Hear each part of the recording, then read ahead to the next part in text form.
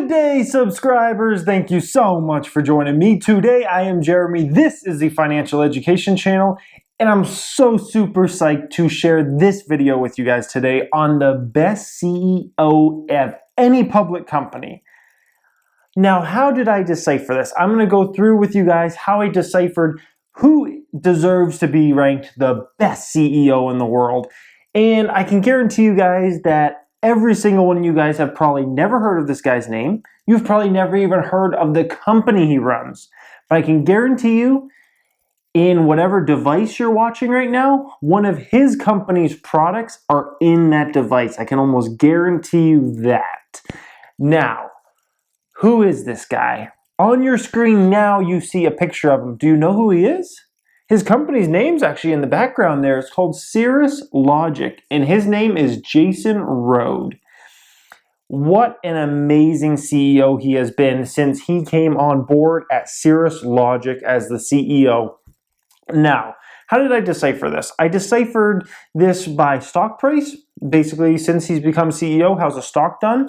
And I only took into account CEOs who have been CEO for longer than 5 years, because you really need a longer term track record to judge a CEO. You need at least, for the first 6 months of a CEO's in office, it doesn't even matter what happens to the stock, because it's the same thing as a president comes in charge. The first 6 months, what do? They're just trying to get their feet wet. There's not much changes you can make. Same thing with the CEO. So I'm judging off stock price over the course of his tenure as CEO. I'm judging off of what's actually happened in the underlying business with revenues and profits.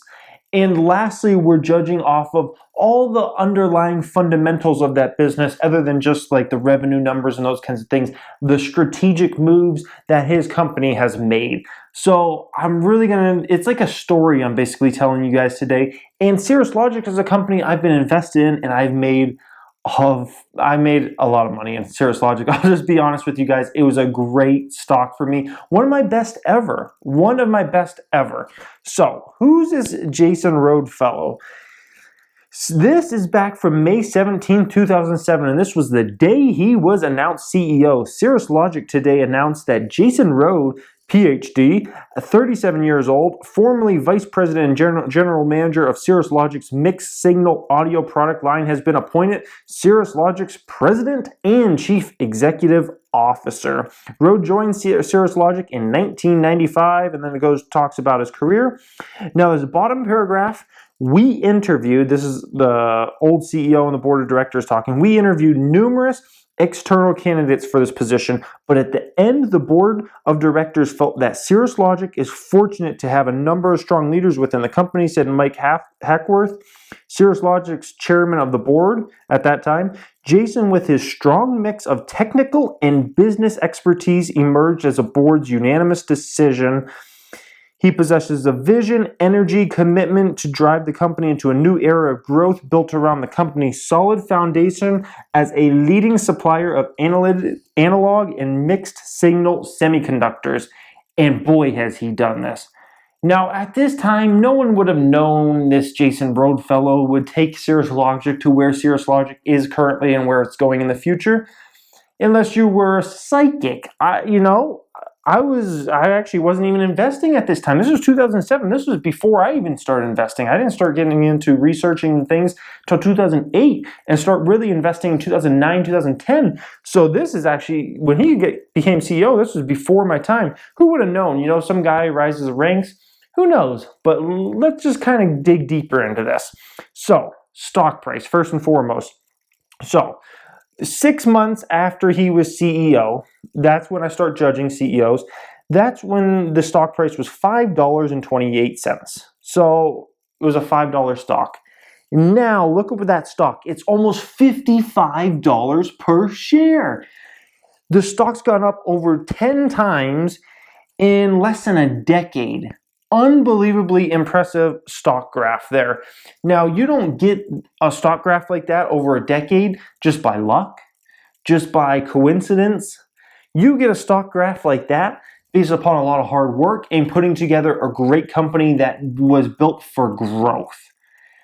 Now, it's one thing if you get a stock to go high in 6 months or a year or something, that could just be luck, that could just be good fortune, whatever happening. Same thing if a stock went down in 6 months and a year. Who knows, it could just be bad timing, it could be short sellers manipulating. You never know what's going on out there in a short time, but long term, impressive. Next page up, let's look at what type of sales they were doing when he came aboard as CEO. They were doing $181 million, or $182 million technically they did the year he became CEO in 2007. His first full year as CEO, they did $181 million, so they actually went down $1 million in revenue. The next year they did 174. So at this point, you might be thinking, man, 2 years in, our revenue is actually going down, our profits are going down. Man, maybe this guy's not good. That year was the year it all turned around for Cirrus Logic. It all turned around in a big way. Now, whereas Cruise, which is our ticker symbol, CRUS, where's their revenue and profits now? Look at that. $1.1 billion they did in revenue last year. $123 million in net income. After reading those numbers we read before from 2008, 2009, when they were doing $170, $180 million in revenue, now doing $1.1 billion, almost $1.2 billion last year. What amazing growth. But the question is, how did they get this growth? How did they do it? How do you just grow a company like that in 5, 6, 7 years and just explode the growth? Let's dig deeper. The story all starts with this company named Wolfson. Now remember this name because it's going to come into play toward the end of the story I'm going to tell you today. So Wolfson falls 25% after losing iPod contract. This was back in 2008, around 2008-2009 range. Wolfson Microelectronics suffered a blow yesterday after Apple dumped its technology for the new range of iTouch and iPod Nano portable music devices. Who did Wolfson drop them for? Cruise, Cirrus Logic, Jason Rhodes' company. He won the contract with Apple. Impressive. Now, at that time, and this was from Wolfson, as you can read the second line here, however, Wolfson continues to have a strong relationship with this customer as an important supplier for its other high-growth product areas. Wolfson added. Last year, it was lost the contract to supply audio chips for the iPod Classic to Cirrus Logic. And the iPod Classic was the first ever product that Cirrus Logic had won away from Wolfson at that point in time. The first product ever, and then they won over the iPod Nano. Now at this time, you can see Wolfson still was positive on Apple. They still believed they could grow with Apple because at that time, Wolfson was in the new iPhone. And iPhone was just getting launched. The 3G model came out. And then what happened the following year when the iPhone 4 came out in 2010? Wolfson got dropped completely. And by 2011, Wolfson was completely out of the iPhone lineup and in came Cirrus Logic. So Cirrus Logic first started out by winning the iPod contract, then they won the iPhone contract, and that's when Cirrus Logic's business just blew up.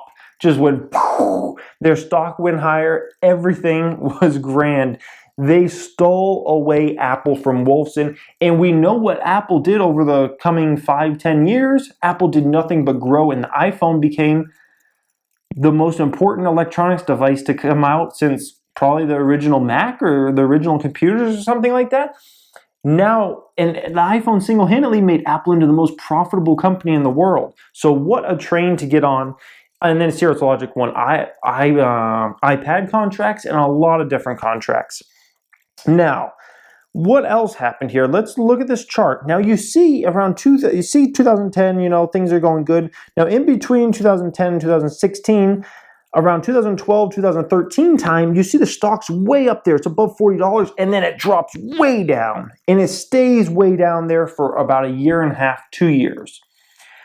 This was actually a great move by Jason Rhodes. So basically what happened is Apple did not want to get Cirrus's new chip at that time. They wanted to keep the old chip in the iPhone 5S and the iPhone 5, which then Apple also wanted that chip for cheaper since it was older technology. Now, Jason Rode and Cirrus Logic, they could have said, you know what, Apple, no, we're not coming down in price. You know, you should use our new chip, and played hardball and risk losing Apple as a customer forever. Or they could just swallow their pride and say, okay, you know what, we'll cut down our margin. We're going to win more business with you in the future. That's exactly what they did. And it absolutely hurt their business in the short term. Their profits fell, their revenue fell, despite iPhone units actually going up at that time. So it was a painful process for Cirrus Logic for that year and a half, 2 years. That's when I was buying the stock, when it was way down there, because I saw the drop and I followed the company all through that way. And then I started kind of buying shares actually in that low spot when it was down there in that trough, because I could see the future, and Jason Rode explained this future, which was they doing things that we do today with our iPhones and our Samsung devices, where you can just talk to it. It doesn't even have to be on. Well, it doesn't have to be ready next to you. You can just say, hey, Siri, and then Siri will respond to you, and you can ask it a question, things like that. He was talking about that years ago, back in that trough period, and how he would grow ASPs and all those kinds of things, how he would grow content in these providers and how they would do it. I was listening to all those investor conferences. He made me a believer, and I'm glad I was a believer. It's very, I guess you can say the stock market is very short-term thinking sometimes. But a move like that by Jason Rode was a great long-term move. They lost Apple, they were done as a company. They kept Apple, and look where Cirrus stock price has gone since then. Now, how else has he done this? Great places to work, the medium and small businesses, they've been on that list every single year since I've been following them in 2012. I think they were even on in 2011, 2010. He made sure he made a great work environment at Cirrus Logic, and that's how they're always on that list. It's a really cool company to work for, and they attract some brilliant minds over there that do very boring work. Honestly, doing semiconductors and those kinds of things is very math intensive and just very boring, but he brings fun to it, and they have a bar where every Friday they have open bar for all the employees. You get any drink you want and types of things. Really cool stuff that other companies don't usually do. Now, remember I told you about this Wolfson company. Well, 2 years ago, Cirrus Logic bought out Wolfson Microelectronics, that company that used to be Apple's. Apple used to be a customer of theirs, and they lost Apple. Cirrus Logic then also one-upped them by buying them out. They bought them out for only 278 million euros. Now, this was another phenomenal